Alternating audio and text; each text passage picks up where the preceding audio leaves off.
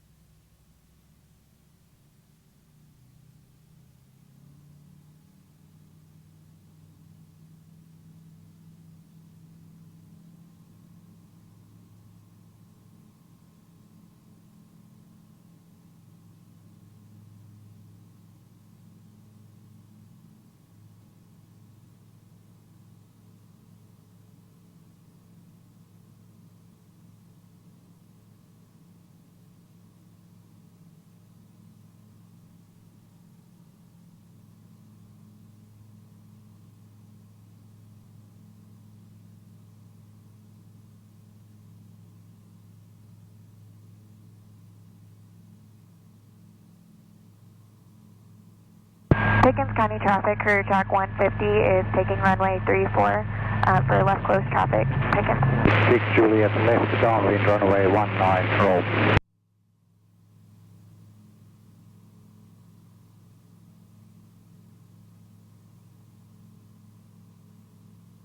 Pickens County traffic, RV-6 Whiskey Sierra is departing the pattern to the west. Pickens.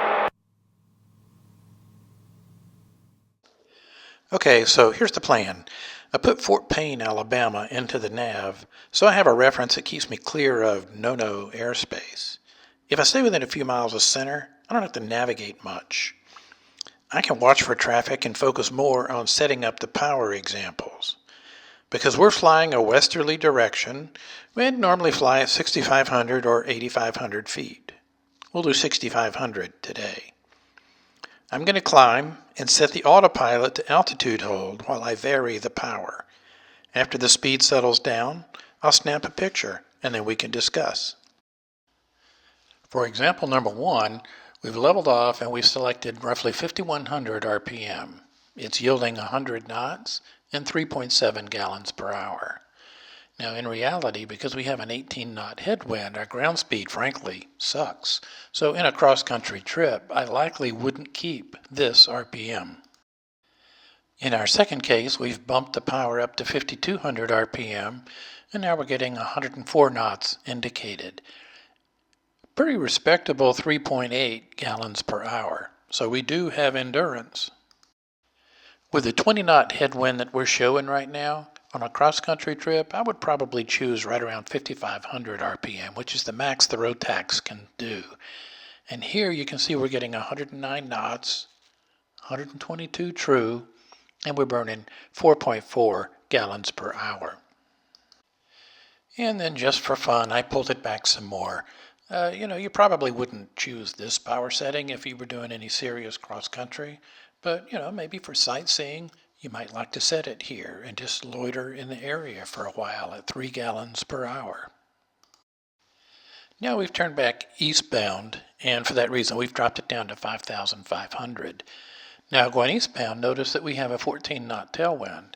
So choosing 5,000 RPM lets me cruise at 123 knots ground speed while burning only 3.3 gallons per hour. I'd probably choose this if it were a real trip. Flying back, I crossed over this landmark here. What caught my eye was that oval-shaped road and the towers. Later, I took a look at my flight path to see if I could identify what this thing was on the sectional chart, but I couldn't find it. Maybe if you're from Alabama and you're local to this area and you know what this is, put a comment down below so that you can fill in the rest of us. I got a surprise today on this flight. When I first checked out on this airplane, we went through a stall series and the airplane acted like a normal airplane would. So I thought today, let me just try a clean configuration stall while I'm up here. Watch what happens when the airspeed approaches stall, and you'll see what I mean.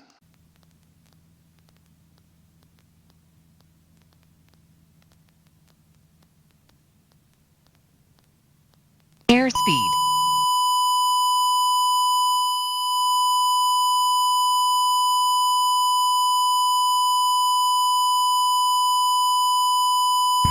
Round Beach Cup 361 Lima, turning base, runway 19, roll. Stick pusher. I didn't know that. You heard that right. Somewhere in one of the recent updates, Garmin added a feature that as you approach a stall gives you an audible warning and it forces the stick forward to lower the nose. And now here at the end of the flight, we put the plane to bed. If you haven't already, subscribe to the channel to see what happens next. See you then.